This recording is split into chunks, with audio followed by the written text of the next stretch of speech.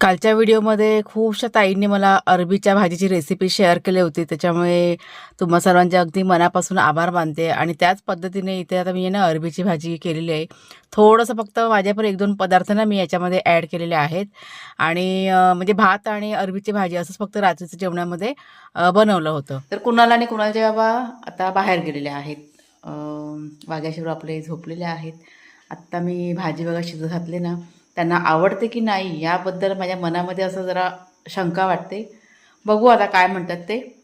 कुणालच्या बाबांना आज सँडविच खायचं खूप असं मन झालेलं. त्याच्यामुळे सँडविचचं सामान आणायला ते मार्केटमध्ये गेले होते दोघंजणं आणि आल्यानंतर सँडविच बनवायला सुरुवातसुद्धा त्यांनी केली होती. आणि म्हणजे साईडला अरबीची भाजी आणि भातसुद्धा आणि सँडविचसुद्धा. म्हणजे मनामध्ये माझ्या शंका होती ना, आवडेल, नाही आवडेल.